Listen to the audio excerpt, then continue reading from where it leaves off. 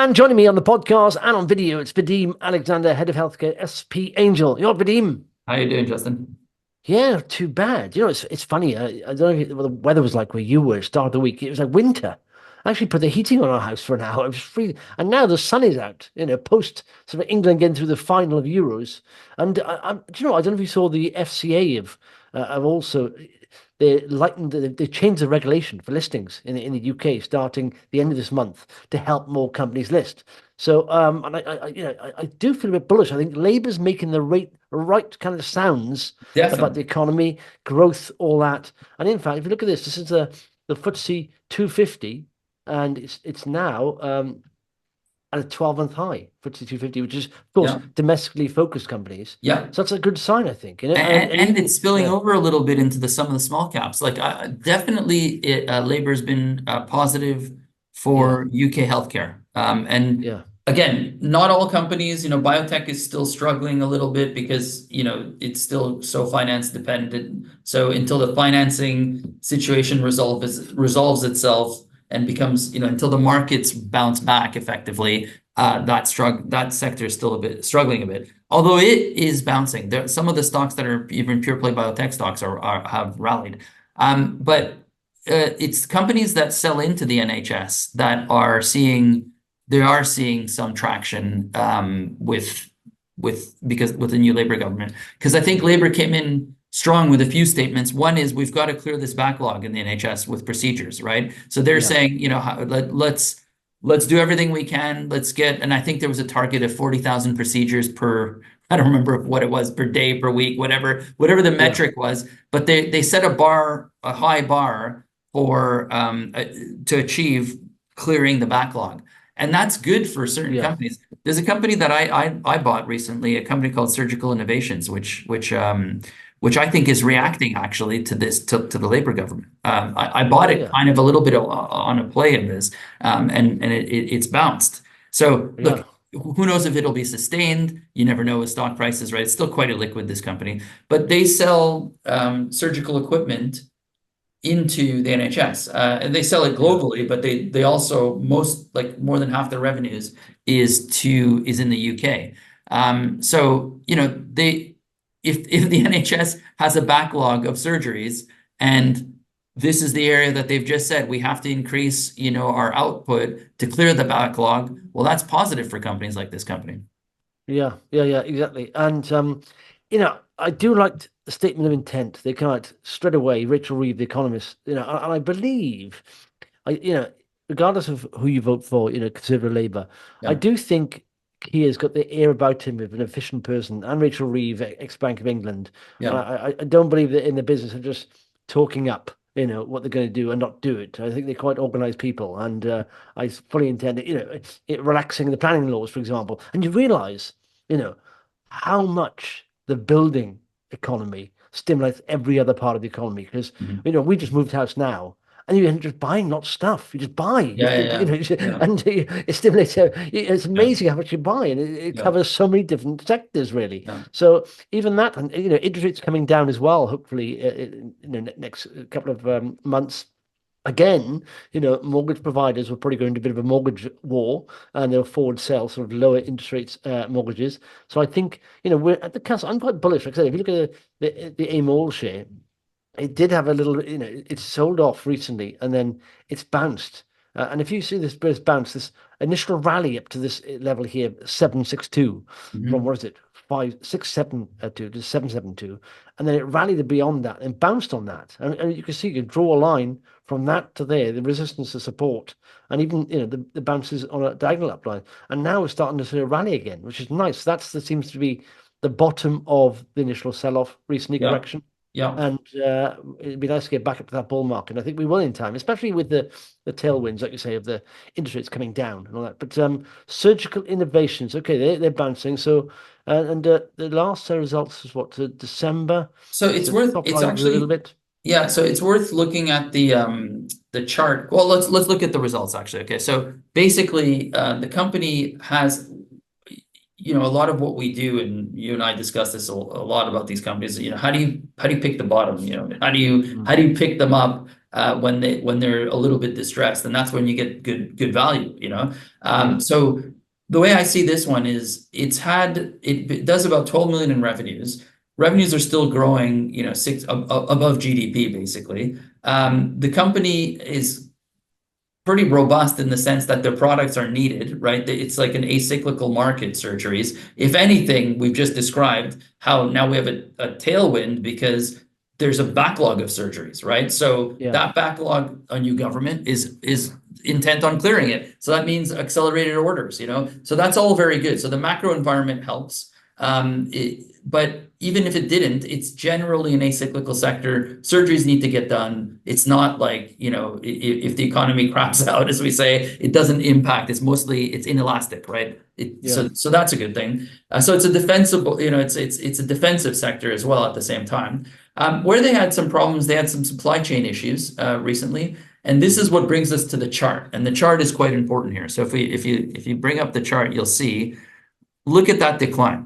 Okay. Mhm. So, you know, I mean, so if we go way further back, 2021, that's just COVID. Okay. So the COVID boom, all healthcare stocks went crazy at that time. So you got to kind of discount those years. But look at more recently. So COVID came and went. Now we're talking 2023 onwards. Okay. Mhm.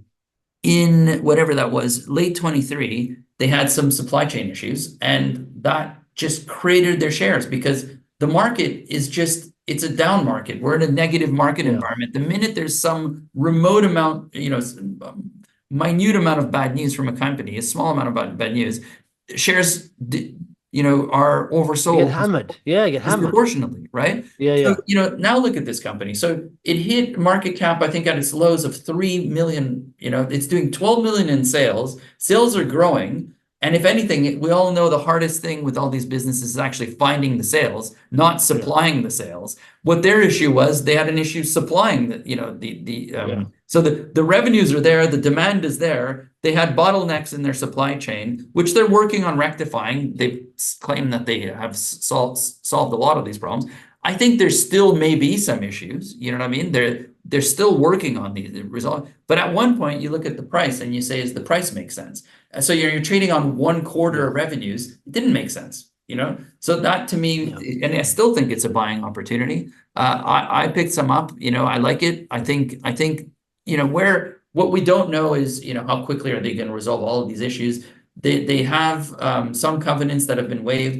They have some debt. It's not a huge amount. My point is, you know, the risk is all in the price. So, Yeah. you know, if you could still see some negative news flow around these supply chain issues, but at some point on 12 million revenues with the tailwind in the market, in the healthcare market because of labor, you know, you're going to see at some point that share price rectify. I don't see them it being as distressed as the market perceives them to be. That's Yeah. kind of the play here. Yeah, do you know, I'm starting to think with a little bit more bullishness coming into the market. It's now like you said before, unless you're exceeding expectations, okay, you'd probably your share price may have gone up. But if you didn't, and definitely if you put a profit warning out, you'd be hammered. You literally your share price would expect to drop by 50% in the next few sessions, and Yeah. that's Yeah. for nano caps and micro caps. That's what it was like. Yeah. Now, actually, what you're seeing, the companies coming out saying it's less worse, and that's almost helps so I think the market dynamic is changing. It's becoming less bearish. People are Correct. seeing now Correct. there's a bit of recovery here, and I've seen a couple of companies who say, oh, in fact, have come out and said, yeah, we did a profit warning, but now we don't think it's going to be as bad as it is. And I've seen them rally, and that's a good sign to me. That means Yeah. the worst is over. It's going to get less worse. Okay, they're not going to grow or improve massively, but the fact is, because it's been oversold pretty much, people's now saying, oh, in fact, that was undervalued. So Well, that's there's it. a lot of Exactly. yeah, That's what to me, that's the play here. You know, if you just go back a year, let's go back 1 year on the chart. I mean, look at that. This thing was worth 180. It was worth 2 quid. yeah, Okay, two yeah. pounds not long ago. 1.88, yeah, Sorry, 1.88, yeah, not two yeah, quid, but the two 3 pence, pence. Okay, yeah, in yeah, terms of share price, it was 2 pence, and it went all the way down to 0.37 pence. yeah, yeah, Now it's bounced a bit, but I mean, it still has a long way to go to just recover where it was. yeah, And yeah, it was never like promising the moon back then. It's just that I genuinely believe it was oversold mm, on, it's an yeah, issue, supply chain issues. I'm not denying that. We're not saying, but I do. I find Yeah. there's a few companies like this that have been decimated by the downturn on some negative news flow. And it's like you say, if it's not as bad as it originally, even if it was as bad as originally, it was just oversold, you know? Yeah, yeah. Well, I think a lot of times you get this like almost worst case scenario being priced in. And Yeah, then generally worst case scenario doesn't happen. yeah, It's like, okay, it's not super bullish, the news, but it's not as bad as everyone's thinking because you're pricing in worst case scenario, yeah, like going bust almost. And it's like they're nowhere near going bust. So you yeah, realize, hang on, it needs an uprate then, a yeah, re-rate upwards. I tell you a bit of news actually in your sort of sector there. I don't know if you saw that, but I know it's been we've covered it before. Is Cambridge Cognition. Now, yeah, I thought, yeah, okay, on the surface of this, I thought, okay, that's all right. It's an Innovate UK grant they've yeah. got. And I thought, that's not too bad. But it's another company that's been hammered. And you realize this is about dementia, and they're going to be using the broker reckons they're going to get £1 million from this, and to test out, in fact, explain what they do is cognitive sort of Yeah. data, isn't it? Yeah, So basically, Cambridge Cognition are just they're truly a victim of the downturn in biotech. So they are a service provider to companies that are investigating their own drugs, because so to pharma companies, in the area of dementia. Okay, yeah, and it's all the rage right now because there's been a couple of huge drugs that are market. Yeah, yeah, there are a couple of drugs that were recently approved in the US for dementia, first drugs ever. And there's a huge tail of drugs coming in the future, a pipeline, and they're involved in helping that pipeline of drugs test those drugs in clinical trials. Okay, yeah, and their services and products, basically, it's services. Is that they have biomarkers, digital biomarkers. They have basically what we used to do on paper to assess cognitive health. You remember, I'll give you an yeah. example. You remember, I'm sure you've done these when at some point, a physician or it shows you pictures and checks whether you remember or whether you pick out differences between the pictures. These are all tests of cognitive health, okay? That's an Yeah, example, okay? But there's yeah, many, many different tests that you can do. They help with these trials in doing digital tests for they've digitized the whole process. That's one element. There's another element which is voice recognition. So they have voice biomarkers in determining whether you have early onset dementia. Okay. yeah, So basically it's all about testing your cognitive capabilities in various forms. And that's exactly, that's what they've been doing in terms of the service provision to pharma companies. Okay. So if the pharma sector is taking a big hit, which it has for the last 3 years, there's just less financing for these trials. So as a result, their revenues, their source of revenue, there's less financing to the companies to who contract out that part of the trial to Cambridge Cognition. So their revenues were for many years during the biotech boom growing at double digit, 20% plus. And then they've slowed drastically in this downturn.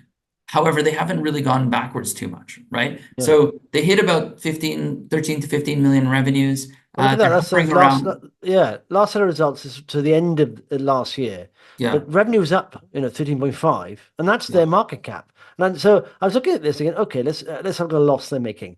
And I got this bit there. They made a loss, but they didn't say profitability achieved in the second half. And yeah, then I thought, oh, okay, that's interesting because I know they've been hammered, and these are the kind of the places that can produce some opportunities. yeah, And then I looked at other news. They just raised money. They raised about 2.6 million with the result of the place. So I thought, oh, yeah, let's look at the broker note. So look at the broker note, and the broker note is, suggesting they'll be profitable this year because they're profitable the second half of the year. yeah, And then you got this grant on top. They're going, hang on, let's look at the chart here, and it literally, it was they are at or just below the placing price, which is 40 pence. yeah, And exactly. so And the that's where it's placing come price down from. wasn't done at a really steep discount or anything like that. 10%, yeah, 10% discount, Yeah, yeah.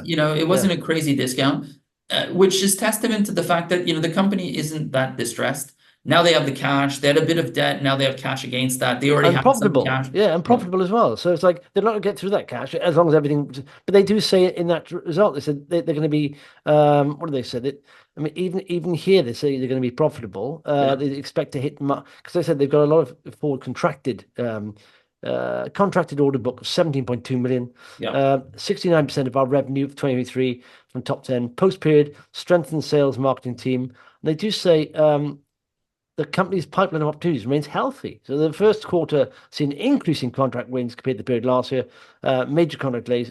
But second half of this year, they're saying, you always be careful with that. Saying it'll come in the second half of this year, but depending on the time of these contracts, the company expects full year results to be 13 to 15 million. And That's what the that's broker got. exactly. So that's a bit of a swing. They could even go into a small revenue contraction. I think they'll exceed. I don't think I don't think they're gonna do 13. I think they'll do more than 13 and a half, which is their current previous year revenue. So I do think they're on the path to back to growth. And I completely look, I've been a holder of this stock for a long time. I've sold a little bit higher up. And I've held on, and so I've watched the share price go down, painful as it was. I'm still a big believer because I do think there aren't that many companies on AIM that are revenue generating, that are washing their face or, just about break even or about to become profitable. Cambridge Cognition is one. When the market rebounds, which it is rebounding, this is one that's, I think, seen the worst of it, put it that way. They've seen the worst of their decline. And the share price, as you say, has been affected by this downturn. So it could be another one that's overshot drastically. Yeah. I was, it's some obviously some syntax or formatting errors on this. I thought it was something to do with almost like a Scandinavian company, Alzheimer's disease, but they are just basically apostrophes. But they're saying here, this is Matthew Stork. They all took part in the placing by the directors. But I think if you look at that, £1 sales, and the brokers have got a £1.50 target on this. It's now 40 pence a share, right? And they're going profitable, and they're seeing. I mean, in the outer years, I've looked in the broker forecast of operating margins around about 20%. I thought that's amazing, really good margins, going out. And so, and he said here, this could be groundbreaking because it's the first time they've done this kind of trial, apparently, for dementias on this scale, not using pen and paper, like you say. And they're saying this could be groundbreaking study for Cambridge Cognition and indeed the clinical field, as it could enable the company to be the first to provide an all-in-one voice and touchscreen assessment. It's amazing when you read into it. I just thought, okay, Innovate grant, lots of companies receive that. And they realize it's in dementia, and this is the first. Their tech has been picked for this big trial. You realize they've got something, and the fact they're going to be profitable and they've been hammered, they've just done a fundraising as well. It's like that sets yourself up for a potential, good recovery play. Just there's a bit of history that's more recent history in the last 3 years that is important here. Is that they were cash generative. They were, their cash pile was quite big for a company of its size at the time. They used some of that cash to make a couple of acquisitions. One of them is the voice element to this, and it's an AI company. I think they bought a Canadian company with a lot of Winterlab. Is it Winterlab? I think that's the one, exactly. Winterlight. Sorry, Winterlight. And now they're finally integrating all of these services under. Well, they've done that. And that's been achieved about a year ago. They had the kind of a classic example of a small company acquiring companies, and maybe they bit off a bit more than they can chew in the first instance, right? So they used their cash pile. It was unanticipated, I think, that, obviously the biotech downturn hit at the same time. So revenues slowed. They had to integrate these new acquisitions, and the cash balance was quite thin because they've deployed it to buy these companies. So all of that became kind of a perfect storm against this business, but not enough to take out the business. The business is still generating revenues, and as you rightly said, they're still growing, right? So therein lies the opportunity. The shares were smashed as a result.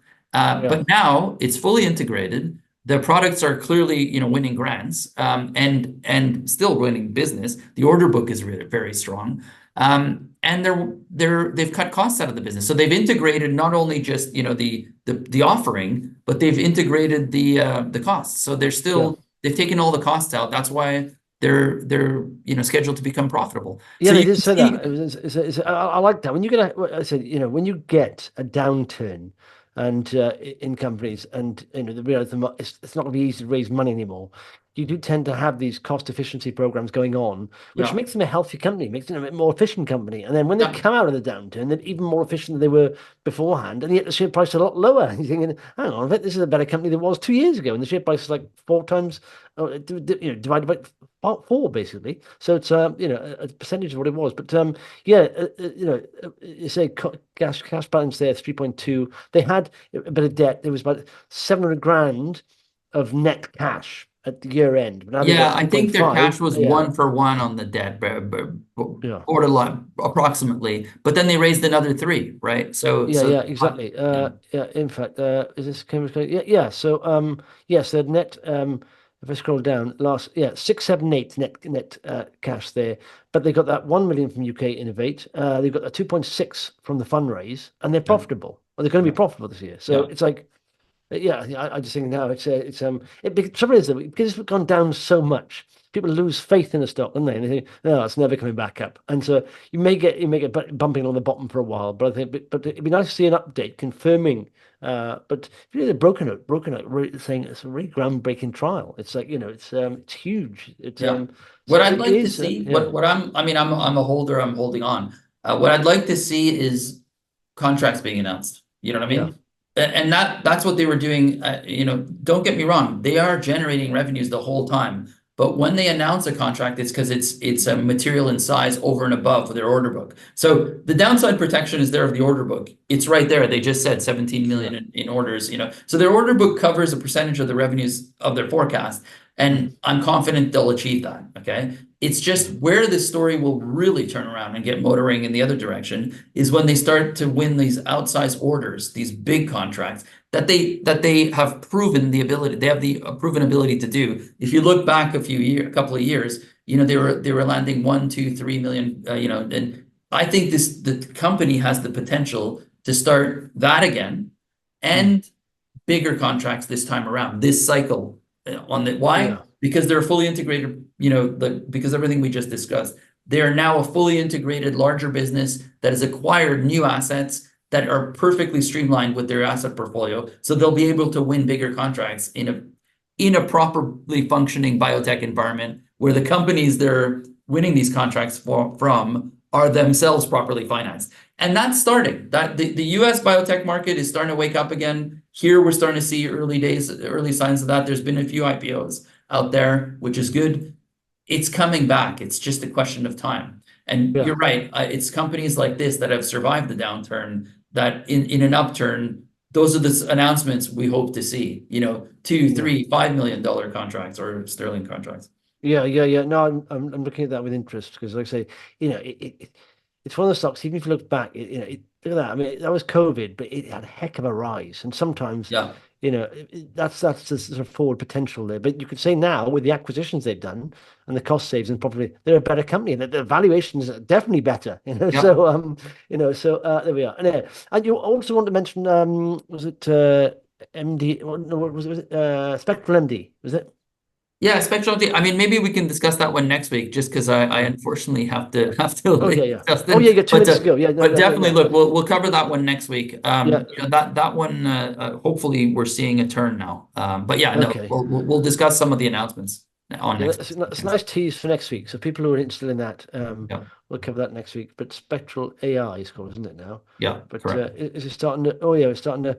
It's off the bottom. It's starting to rally Yeah, a little bit. There yeah, we are. Okay, exactly, exactly. marvelous stuff. I didn't Good realize the stuff. time had gone so quickly. It's amazing. See, when you enjoy talking about investing, time just flies. But Vadim, thanks for that, and we'll speak to you next week. Excellent. Thanks, Justin.